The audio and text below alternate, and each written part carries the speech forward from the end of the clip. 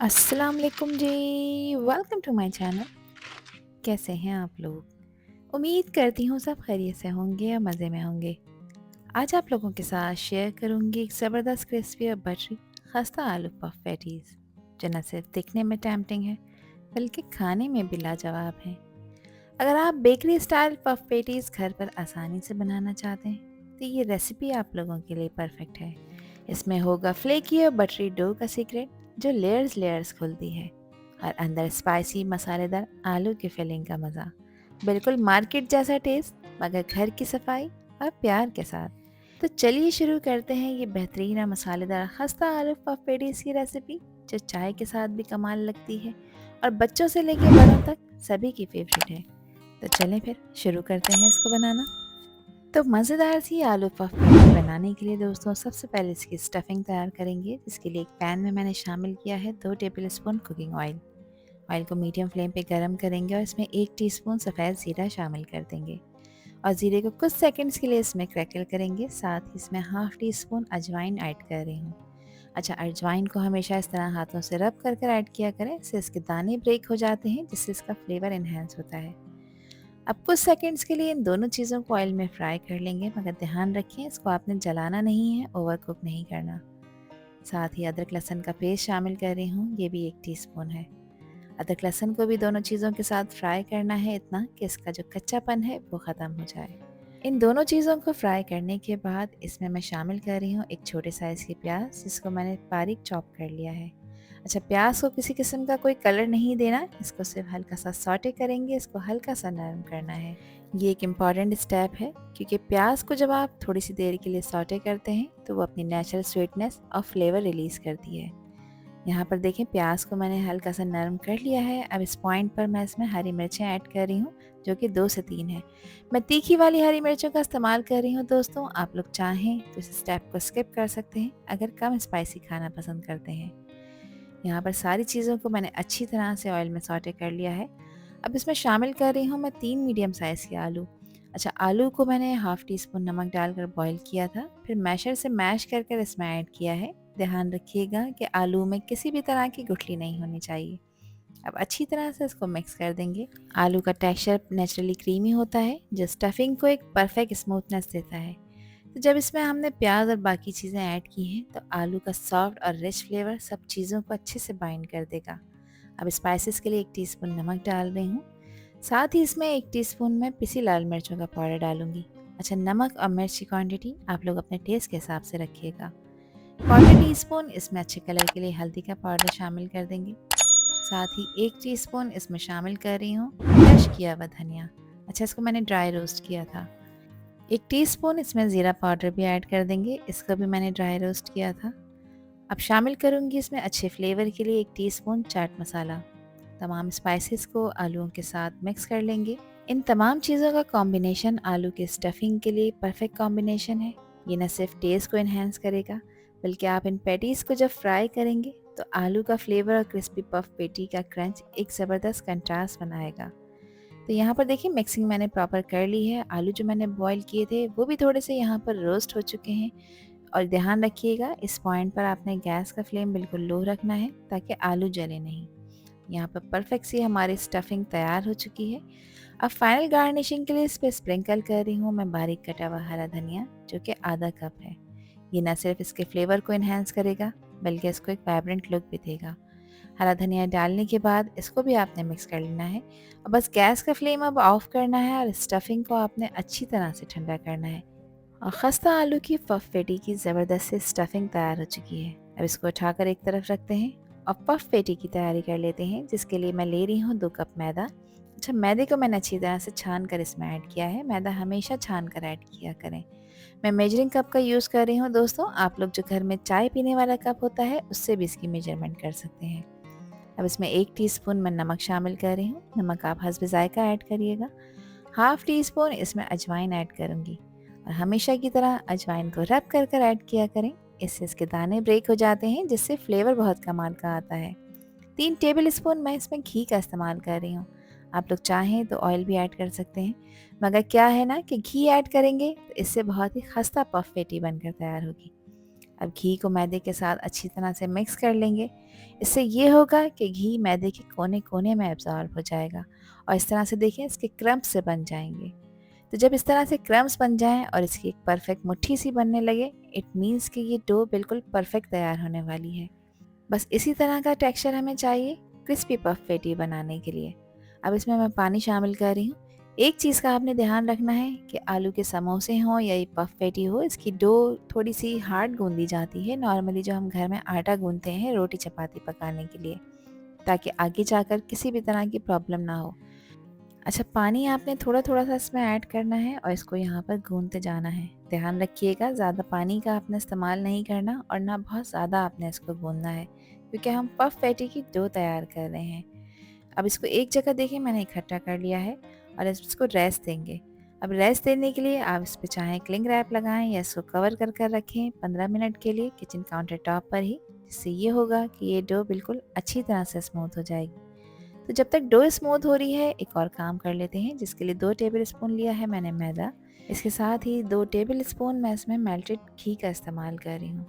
अब अच्छी तरह से इन दोनों चीज़ों को आपस में मिक्स कर लेंगे। ये पेस्ट जैसा बन जाएगा, ना ज़्यादा पतला होगा और ना ही बहुत ज़्यादा थिक, ताकि रोलिंग के दौरान इवनली लग सके और लेयर सेपरेट हो जाएं। यहाँ पर मैं आपको इसकी कंसिस्टेंसी चेक करा देती हूँ कि एक स्मूथ और क्रीमी कंसिस्टेंसी में आ जाएगा, ताकि लेयर्स इवनली स्प्रेड हो सकें। एक और काम कर लेते हैं, यहाँ बना रही हूँ मैं मैदे वाली स्लरी, जिसके लिए 2 टेबलस्पून मैदा लिया है और इसमें पानी शामिल करूँगी। अब इसमें पानी डालकर इसको अच्छी तरह से मिक्स कर लेंगे और एक स्मूथ लम्प फ्री पेस्ट बनना चाहिए, जो ना ज़्यादा पतला हो और ना ही बहुत ज़्यादा गाढ़ा। अच्छा, अगर ये थोड़ा सा पतला हो जाए तो इसमें आप थोड़ा सा मैदा ऐड कर सकते हैं, जिससे इसकी जो कंसिस्टेंसी है वो बिल्कुल परफेक्ट हो जाएगी। इसको ब्रश या फिर फिंगर की हेल्प से पफ पेटी के एजेस पर लगाएंगे, ताकि वो प्रॉपर सील हो सके। डो को रेस्ट दिए हुए यहाँ पर 15 मिनट हो चुके हैं दोस्तों और ये स्मूथ हो चुकी है। अगर डो आपको सॉफ्ट और स्मूथ लग रही है तो ये बिल्कुल परफेक्टली तैयार हुई है। अब यहाँ पर इसको मैं 1 से 2 दफ़ा मज़ीद यहाँ पर गूंद लूँगी, जिससे इसका टेक्सचर मज़ीद इम्प्रूव हो जाएगा। अब यहाँ पर इसकी कटिंग करने के लिए मैंने किचन काउंटर टॉप पर इसको रख लिया है। अब इसका एक रोल सा बनाएंगे। इसको हाथों से प्रेस कर एक रोल का शेप देंगे और इस तरह लंबाई में इसका रोल बना लेंगे। अब इस पे मैं मार्क्स लगा रही हूँ, ताकि मैं ईज़िली इसकी कटिंग कर सकूँ, ताकि मैं इसके पोर्शंस बना सकूँ।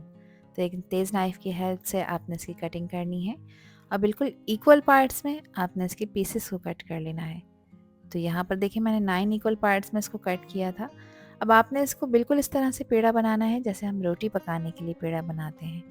तो यहाँ पर देखिए 8 इक्वल साइज़ के पेड़े मैंने तैयार कर लिए हैं। 4 पेड़ों को मैं एक साथ बेलूँगी और 4 को अलहदा। अब किचन काउंटर टॉप पर मैंने थोड़ा सा मैदा डस्ट कर लिया है, ताकि ये डो चिपके नहीं। हाथों से मैं इसको फ्लैट करूँगी और रोलिंग पिन की हेल्प से मैं इसको बेल लूँगी और आपने इसको बिल्कुल ऐसा बेलना है जैसे हम पूरी बेलते हैं। अच्छा, बहुत ज़्यादा आपने इसको बड़ा नहीं बेलना। यहाँ पर मैं आपको चेक करा देती हूँ कि आपने इसको कितना बड़ा बेलना है। तो देखें, जैसे नॉर्मली पूरी वगैरह का साइज़ होता है, सेम इसी तरह का साइज़। 1 टीस्पून के बराबर मैंने इसमें डाला है मैदे और घी वाला पेस्ट, जो ऑलरेडी बना कर रखा था। हल्के हाथों से इस पेस्ट को आपने स्प्रेड करना है इस पूरी के ऊपर। ज़्यादा ज़ोर मत लगाइएगा, वरना डो डिस्टर्ब हो जाएगी। दूसरी पूरी को भी मैंने बेल लिया था। पूरी को बिल्कुल जेंटली इसके ऊपर रखेंगे, ताकि नीचे का पेस्ट डिस्टर्ब ना हो। एजेस को बिल्कुल आपने अलाइन करना है, ताकि लेयर्स इक्वल आएँ। दोबारा से इस पे मैदे और घी वाला पेस्ट लगाएंगे और इसको भी अच्छी तरह से स्प्रेड कर देंगे। हर लेयर के बीच में थोड़ा सा घी और मैदे का पेस्ट ज़रूर लगाना है, ताकि जब आप इसको फ्राई करें तो इसकी लेयर्स प्रॉपर खुलें। तो इसी तरह से घी वाला पेस्ट लगाते जाना है और इसके एजेस को भी इस तरह से सेट करते जाना है, ताकि लेयर एक सी बने। अब तीसरी पूरी के ऊपर भी मैंने घी और मैदे वाला पेस्ट लगाया है और अब इसके ऊपर रख दूंगी मैं चौथी पूरी। अच्छा, तमाम पूरियों को साइज़ में आपने एक सा ही बेल कर तैयार करना है। अब इसके ऊपर चौथी पूरी मैंने रख दी है और अब इसके ऊपर कुछ नहीं लगाना। अब एक मोटी सी रोटी बन गई है, तो अब इसको आपने इतना बेलना है और बेल के आपने इसको पतला कर लेना है।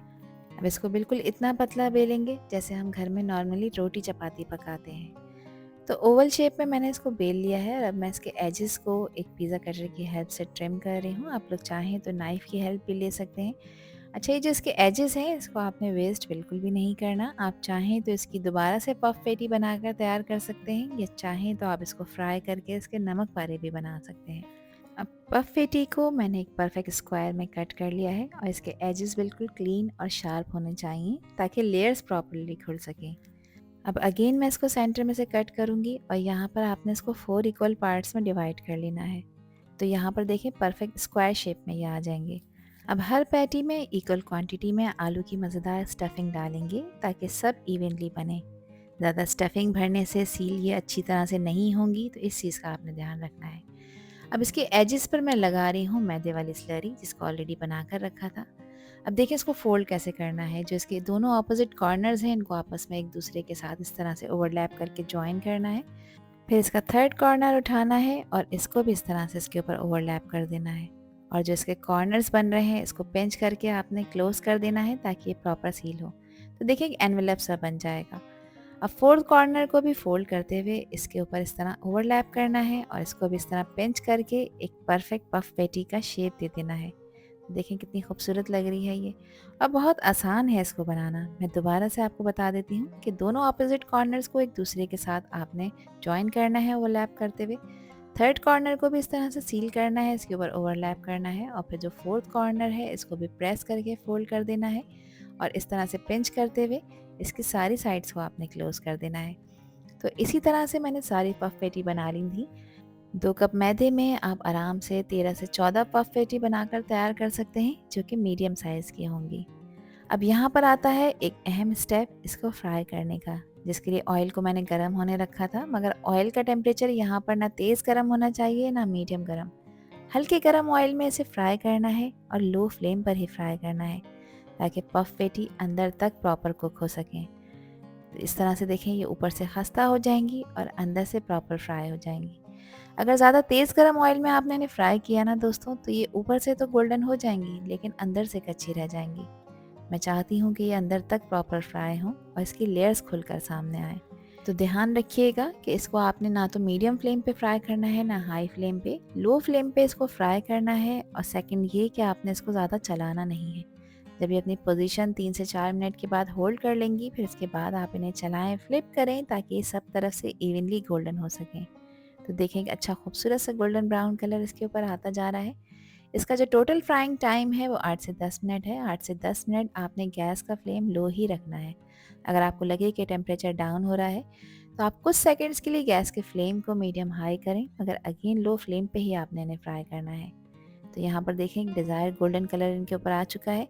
तो बस अब मैं इन्हें निकाल रही हूँ और निकाल कर आपने इनको किसी पेपर टॉवल पर रखना है ताकि पेपर टॉवल इसका एक्सेस ऑयल एब्जॉर्ब कर ले।